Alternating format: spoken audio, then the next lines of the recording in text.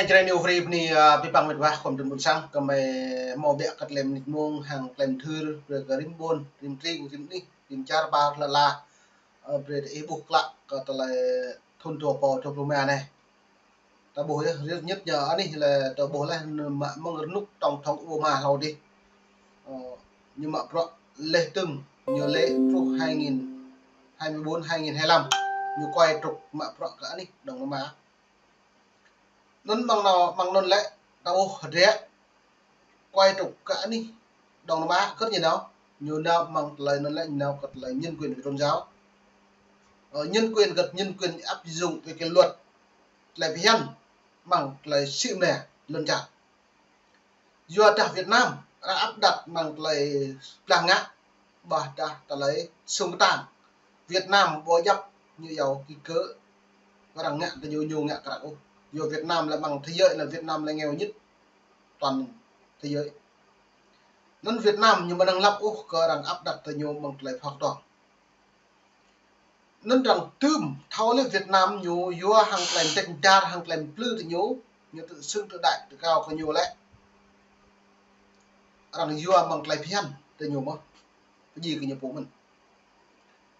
nó nên mày mò bình chuyên gia có ta lại vạ rê bình chiến sĩ này chiến sĩ có ta lại luật sư lê bằng rằng bình luận ta lại thao túng có lại thông tin cập nhật rằng lại bình luận lại chôn ở đây đây là lại thằng đại sứ bộ tổng thống Mỹ Donald Trump lê từng hàng khoa còn đảng cộng sản Việt Nam Tô Lâm nước cập rộng nhiều ngã lê từng chiến lược nhiều như vậy ta bộ nên có mày càng nhiệt lê bẹ về cái buồn sang các buộc lại rồi màn hình vật lon mày tương lại rồi hàng làm thứ rồi đã buồn sang các buộc lại bằng lại thông tin cập nhật hàng ngày này còn em thư cái lại trên free từ đạo mày phải học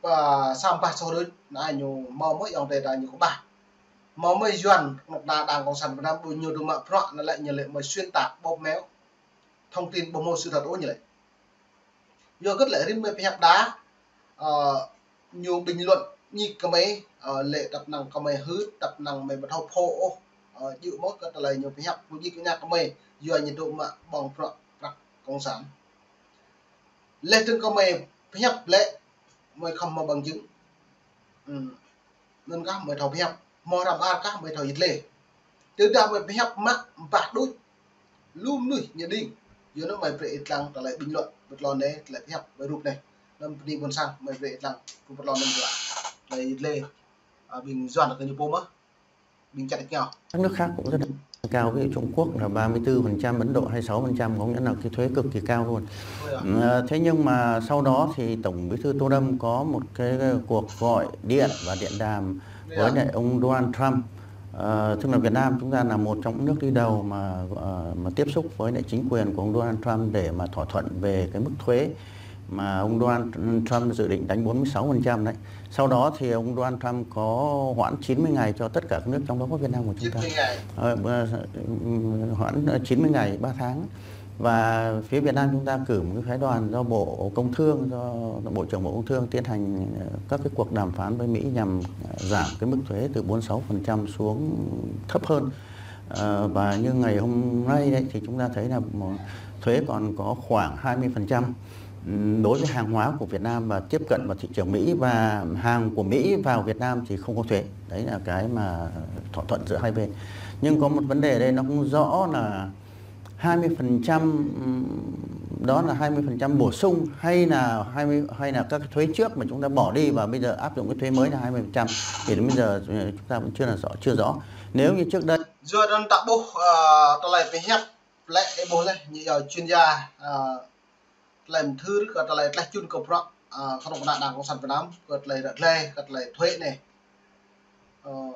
lại thuế này 20% 46% nên 20% 46% là những cái bộ này nhiều cá và thóc các bạn thêm hạng bờ đà bổ sung hạng lại nó nhiều tổ đi lên trong tổ rung rang còn lại cao thổi chính sách của tổng thống Donald Trump như tụi mà bro lê tương bro lại là muốn bạn cặp vẽ là do tạo đời Mỹ đi lên lúc na đứng đầu đảng cộng sản đó lại Tô Lâm mò điên đảo cỡ tổng thống Donald Trump cỡ lại đoạn về thuê này nó như độ đi tôi lò thì nhiều mò 90 ngày như từ nữa giờ tôi ban lúc này nó là cái nhiệt thấu như giàu về rim trà về như xu hướng nhiều plei loại cất nhiều ngạ loại cất như ca bơ ngạ bây giờ đặc biệt là cái trà cờ bắt cứ cái trà thôi tôi lại lấy tham gia cái thương mại tự do này lại như khẩm mút mà cả triệt số lần về như xoay cái lệ tôi lên trà Việt Nam có một tố trà còn đặc biệt lên trà Việt Nam cất như chỗ so này nhiều được ngăn chặn người dân như giáo cấm nơi buôn sang gọi là tự do thông tin, tự do báo chí, tự do lập hội, tự do ngôn luận nhiều mạng lúc nữa nhiều một mạng tự lễ tương mang non được lễ nhiều so mang lại phiền được tự do tôn giáo và tín ngưỡng nhiều cấm nơi buôn sang bù về đạo sa đảng cái nhiều bộ đức luôn đạo bù hộ gọi là này nhân quyền là gì tôn giáo như thế nào nó là vi phạm rõ về buộc của vi phạm về hạt điện của lần này nó để buộc Việt Nam em bạn như cộng nơi buôn sang màu quyền đất của nhà nước người dân quản lý lên tôn giáo tất cả tôn giáo như nhau đều bình đẳng trước pháp luật nhổ nhưng bạn tôn giáo lại bình đẳng trước pháp luật tức là lệ đạo y cam thông qua con luật đảng cộng sản trước tiên thơ đáng trên hết như lẽ bởi cho nên được đã dòm sẽ luôn cật lại mình đúng hàng lại dịch lên này luôn hạt hiện đọc này bố là 90 ngày nhiều cấm nhiều pin này gọi là xu hướng nó đọc này lời chúc liền chúc đọc này rằng dọc tôi lầm hạt hiện cập rộng cơ là thương mại tự do lệ tương về vấn đề cái thuế má 46% còn 20% như bổ sung hạ bật ra 20% như hạ xuống hạ ta gặp thầu nên chuyên gia làm bình luận gọi là chun đảng cộng sản này đây nó là 46% là thuế bổ sung cộng thêm những cái thuế mà trước đây họ đã đánh vào hàng của Việt Nam vào Mỹ thì thuế nó rất là cao. Ví dụ dệt may thì thuế nó trung bình khoảng 18%. Nếu như trước đây nếu mà họ áp đặt 46% có nghĩa là dệt may của chúng ta phải chịu cái thuế nó khoảng 64% rất là cao. Thì đấy là cái thuế 46% là thuế bổ sung, và lần này thì nó cũng chưa rõ ràng lắm 20% đây là thuế bổ sung hay là thuế mới và các cái thuế cũ không áp dụng. Nhưng tôi nghĩ rằng chắc đây đó là cái thuế bổ sung, bởi vì là không thể áp dụng 20% cho tất cả mặt hàng của Việt Nam vào Mỹ với một cái mức thuế nhất định đó 20%, cho nên là ở đây nó chưa rõ ràng cho lắm. Còn cái vấn đề thứ hai là thuế 40%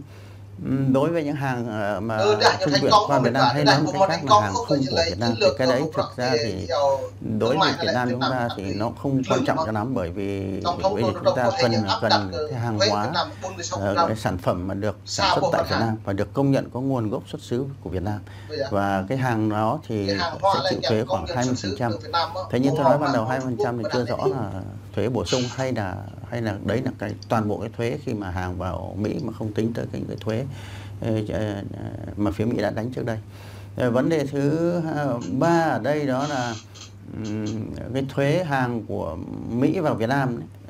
và không có thuế 0%. 0% đây có nghĩa rằng không chịu thuế,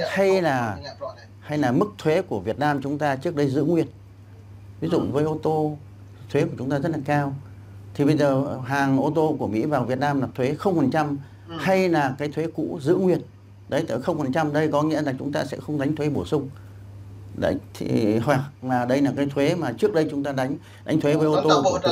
chúng ta không tính cái thuế đó, là 0% là thuế mới hoàn toàn. Có nghĩa rằng ô tô Mỹ vào Việt Nam sẽ không chịu thuế hay là không chịu một đồng thuế nào. Thì cái đấy nó chưa rõ cho lắm. Nhưng mà dù sao đi chăng nữa cái thỏa thuận giữa Việt Nam và Mỹ thì đấy cũng đã là một cái tiến bộ rất lớn, bởi vì đang từ 46% xuống 20%. Thế nhưng mà cụ thể thì chúng ta mình chờ xem là 20% và 40% đó là thuế bổ sung hay không phải là thuế bổ sung. Tôi nghĩ là đây là một cái bước tiến rất là quan trọng trong cái quan hệ kinh tế giữa hai nước, và bởi vì đây là cái được coi như là cái thỏa thuận thương mại thứ ba mà Mỹ đạt được với thế giới sau khi cái ngày giải phóng của ông Trump. Đây là cái thứ ba. Thế thì chỉ biết nó là như vậy thôi, chứ còn gọi là đạt được thì theo cái cách của ông Trump thì nó khác với cái của bây giờ nó dòng tại buồn sáng em mượn lại theo cách của tổng thống Donald Trump nhiều pha ra hàng gặp lại nhiều kiến thức hàng đảng cộng sản Việt Nam còn lại của mình có pro như ngạ nó đặt thầu lăng nạp này chính lời chụp lần chụp nó cắt đặt thầu nhụ dấu nấu tô lâm nào bởi này chặt nhau có pro mạng là nhiều trao đổi vấn đề nhiều thuế này thuế có là chiến lược thuế hàng hóa Việt Nam từ Việt Nam như tí lót mà hạ có pro vừa đến nước Mỹ lại tổng thống Donald Trump ngạ là lại nhiều pre mạng như người đứng đầu của đảng với đại diện với cật lấy kiểm chứng cờ pro nhiều ngã là như thực thi mà cờ pro vấn đề là nhiều tự do thương mại thâu mang đến nhiều máu vấn đề cật lấy pro tự do thông tin tự do báo chí đây à với đặc biệt Việt Nam đã nhập cấm tự do thông tin tự do báo chí là tự do như là do đáng sắp xếp nhiều vấn này à do nó tạo bộ lời này là pro cật lấy Việt Nam nhiều lệ mới nhiều luật qua cờ pro thông qua luật thương mại này nó chỉ là new frame chứ là dịch lệ mong nè mong liệt mong thằng mình đúng đi thật là dịch lệ cấp primo đã buồn sang đi ca xem lăng chỉ là new free rồi còn ý bình luận của pro mày rồi về đã ca bậc cao mà đã bị ốp có ý bình luận thú lên còn ý mà cả hai bên lúc nước thầu là chỉ là new free này cô đi buồn sang cập nhật